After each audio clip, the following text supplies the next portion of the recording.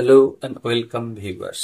আমরা গত পর্বে স্পিয়ারম্যান র্যাঙ্ক কোরিলেশন কোফিসিয়েন্টে দেখেছি যে দুটো চলকের র্যাঙ্কের যে পার্থক্য তারকে যদি আমরা ডি দিয়ে ডিনোট করি তাহলে তার পার্থক্যের বর্গের সমষ্টি বের করে আমরা এই ফর্মুলাটা প্রয়োগ করে কোরিলেশন কোফিসিয়েন্ট বের করতে পারি।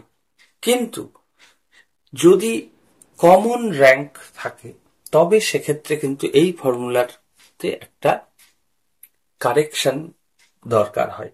কিরকম? আমরা একটা উদাহরণ দিয়ে বলছি যে ধরো যদি টাই বা কমন র্যাঙ্ক হয়েছে, যেটাকে আমরা বলছি টি আইটেম কমন র্যাঙ্ক হয়েছে, তাহলে সেক্ষেত্রে তাদের র্যাঙ্কগুলো হবে অ্যাভারেজ বা গড়, এবং আমরা এই ফর্মুলাটাকে তখন কারেকশন করে যদি টি টাইমস হয় তাহলে টি কিউব মাইনাস টি বাই 12 এই কারেকশনটা হবে। সেক্ষেত্রে ফর্মুলাটা তাহলে আমরা লিখতে পারবো যে আর সমান 1 মাইনাস 6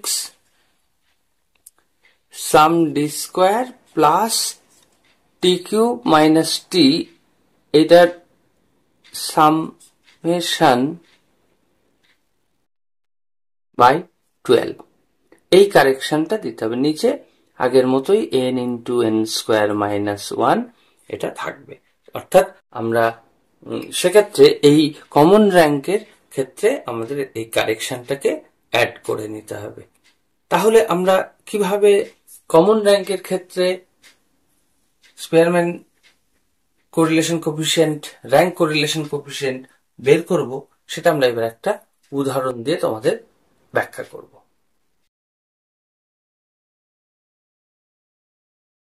আমাদের এখানে অ্যাপ্লিক্যান্ট ABCDEFGH এবং যাদের রিজনিং টেস্টের মার্কস গুলো দেওয়া আছে 20, 28, 15, 60, 40, 80, 20, 12 এবং অ্যাপটিটিউড টেস্টেও মার্কস গুলো দেওয়া আছে।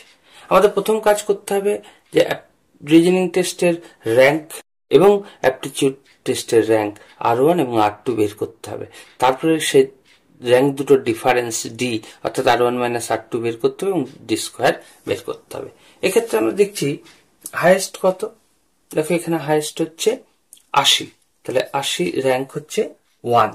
নেক্সট 60 র্যাঙ্ক হচ্ছে 2। তারপরে দেখো 40 র্যাঙ্ক হচ্ছে 3। তারপরে র্যাঙ্ক কত? 28 একটি আছে 4 র্যাঙ্ক।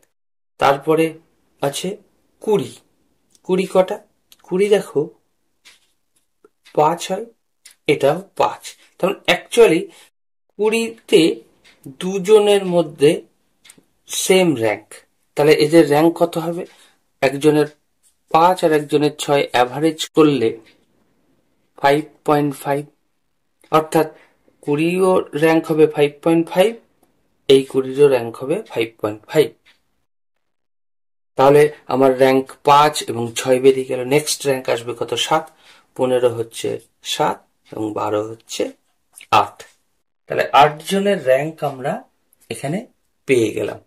এবারে আমি অ্যাপটিটিউড টেস্টে আসি। তার আগে বলে নিই, তাহলে এখানে আমরা রিজনিং টেস্টে কমন র্যাঙ্ক অর্থাৎ টি এর ভ্যালু কত পেলাম? টি পেলাম, র্যাঙ্ক কমন র্যাঙ্ক হয়েছে দুজনের মধ্যে, তাহলে টি এর ভ্যালু 2। এবারে আমরা আসবো অ্যাপটিটিউড টেস্টের মার্কসে। অ্যাপটিটিউড টেস্টে হাইয়েস্ট কত? 60, র্যাঙ্ক কত? 1। Next 50, rank 2। তারপরে দেখো 40 একটাই আছে, র্যাঙ্ক 3। তারপরে 40 পরে কত আছে? দেখো 30 একটা 30, র্যাঙ্ক হয় 4। এটাও 30, এর র্যাঙ্কও 4, এটাও 30। তাহলে অ্যাকচুয়ালি 3টে 30 আছে, টি এর ভ্যালু কমন র্যাঙ্ক হচ্ছে 3, 3টে জন্য টি এর ভ্যালু 3। এইবার এদের র্যাঙ্ক অ্যাকচুয়ালি কি হবে? 3 জনেই তো আর 4 পাবে না, তাহলে এদের অ্যাভারেজ হবে একজন 4, একজন 5, একজন 6। অ্যাভারেজ করলে 3 জনের মধ্যে কত হয়? 6, 4, 10, 5, 15 বাই 3 মানে 5। তাহলে এই তিনজনেরই র্যাঙ্ক হবে 5।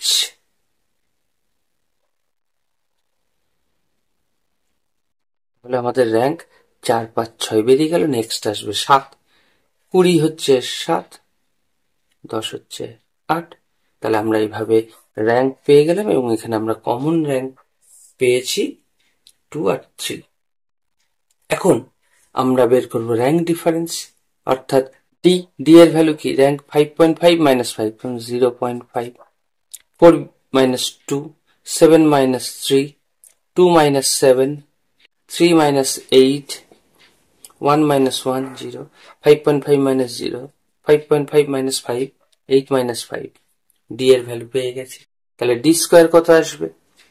বর্গ করো, 25, 2.25, 4, 16, 25, 25, 0, 0.25, 9। তাহলে ডি স্কোয়ার অ্যাড করলে কত আসছে দেখো, 79.5। তাহলে এক্ষেত্রে আমরা কিন্তু আগের মতো ফর্মুলা ডিরেক্ট বসাতে পারবো না, আমাকে কারেকশন করতে হবে। কারেকশনটা কি? T2 আর 3, তার মানে sum of T cube minus T by 12 এর ভ্যালুটা আমাকে বের করতে হবে। কিভাবে বের করব? টি এর ভ্যালু যদি 2 ধরি তাহলে 2 কিউব মাইনাস 2 বাই 12 প্লাস টি এর ভ্যালু 3 হলে 3 কিউব মাইনাস 3 বাই 12। তার মানে কত আসছে? 8 বিয়োগ 2 6 বাই 12, তার মানে 1 বাই 2 প্লাস 3 27 24 12 2, তার মানে 2, তার মানে 2.5। তাহলে কারেকশন ভ্যালু আসছে 2.5। তাহলে আমরা ফাইনালি ফর্মুলাটাকে কিভাবে লিখবো? ফর্মুলাটা দাঁড়াবে দেখো যে r equals to 1 minus 6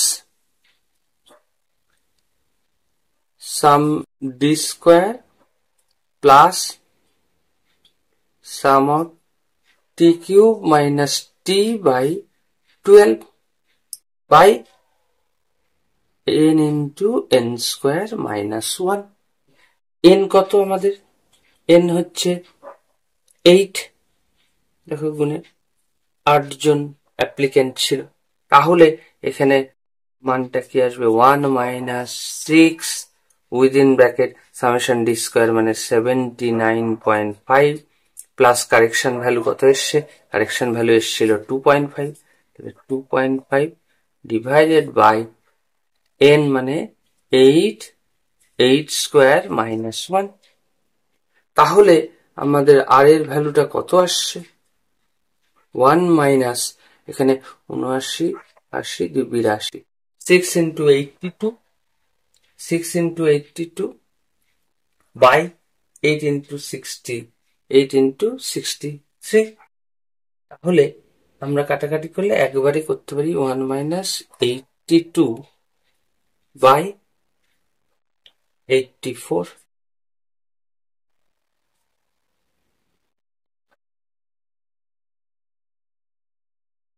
41 by 42, তার মানে 1 by 42।